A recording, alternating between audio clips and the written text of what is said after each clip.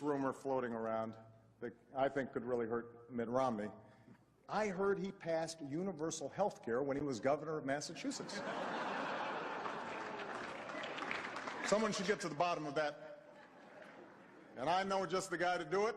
Donald Trump is here tonight.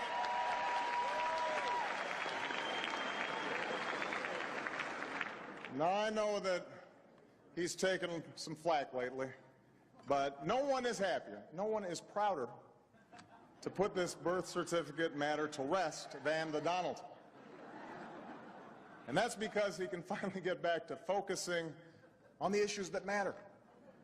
Like, did we fake the moon landing? What really happened in Roswell? And where are Biggie and Tupac?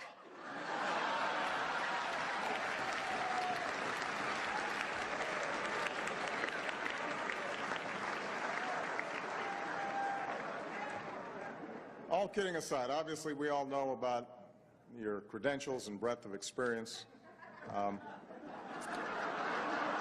For example, no, seriously, just recently in an episode of Celebrity Apprentice, at the steakhouse, the men's cooking team did not impress the judges from Omaha Steaks. And there was a lot of blame to go around, but you, Mr. Trump, recognized that the real problem was a lack of leadership. And so ultimately you didn't blame Little John or Meatloaf. You fired Gary Busey. And these are the kind of decisions that would keep me up at night.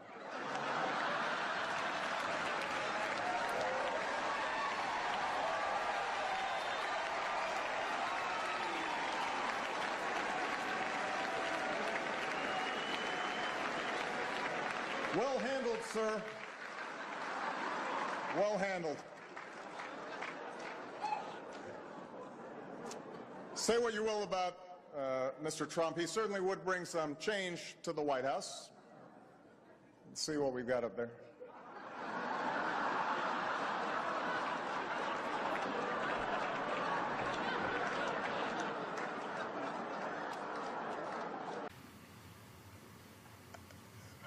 I think foreign observers are troubled by some of the rhetoric that's been taking place in these Republican primaries and Republican debates.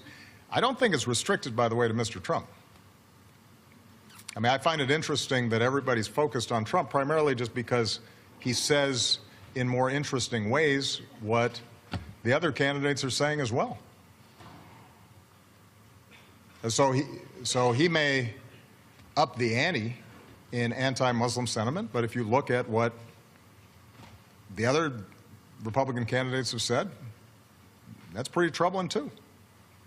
He may express strong anti-immigration sentiment, but you've heard that from the other candidates as well. You've got a candidate who sponsored a bill that I supported to finally solve the immigration problem, and he's running away from it as fast as he can.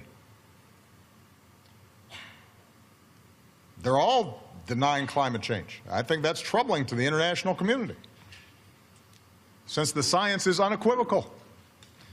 And, you know, the other countries around the world, they kind of count on the United States being on the side of science and reason and common sense, because they know that if the United States does not act on big problems in smart ways, nobody will. But this is not just Mr. Trump. Look at the statements that are being made by the other candidates. There's not a single candidate in the Republican primary that thinks we should do anything about climate change, that thinks it's serious. Well, that's a problem. The rest of the world looks at that and they says, how can that be?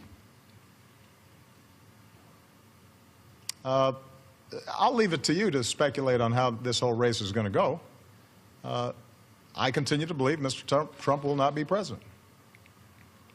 And the reason is because I have a lot of faith in the American people. And I think they recognize that being president is a serious job. It's not hosting a talk show or a reality show. It's not promotion. It's not marketing.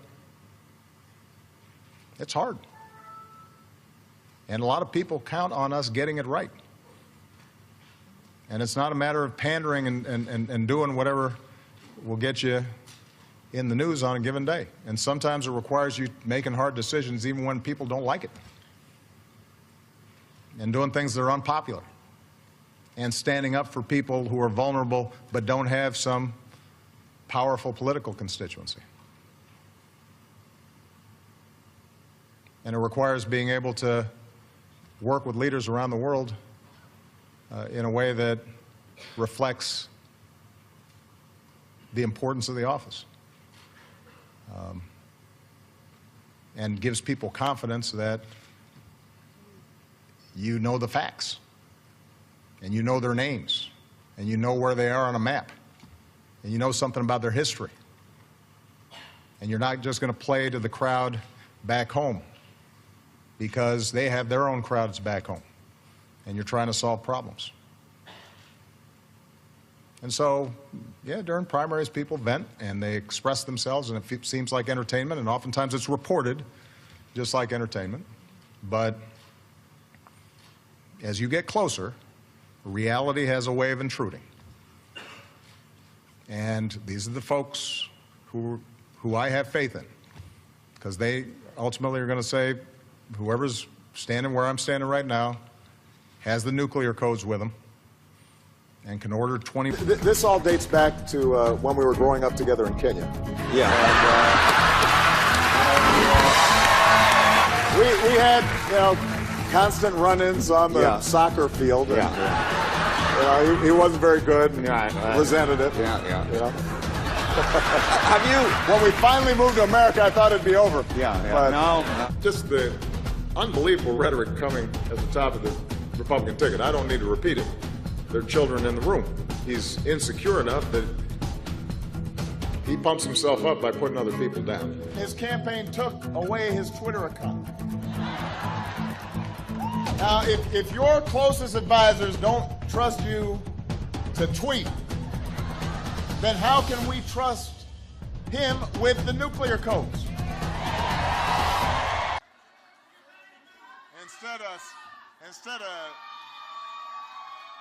Instead of selling steaks,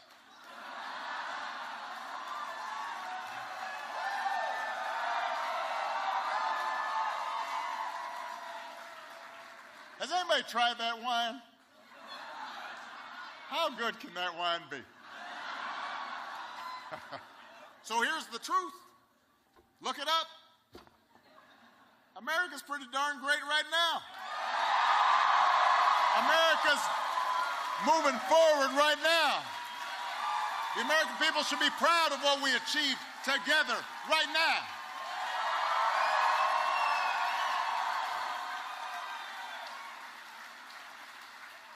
So what we should be focused on is how we can do even better. Build on the progress we've made, not reverse it. And instead, we've got a debate inside the other party that is fantasy and schoolyard taunts and selling stuff like it's the Home Shopping Network.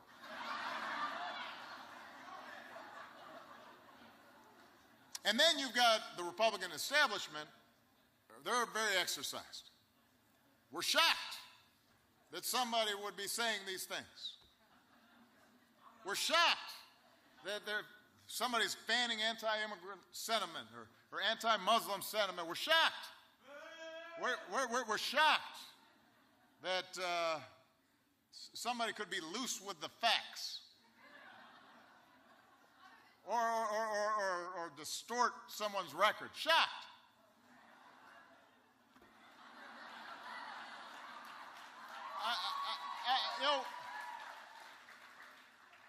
How can you be shocked? This is the guy, remember, who was sure that I was born in Kenya. who just wouldn't let it go. And all this same Republican establishment, they weren't saying nothing.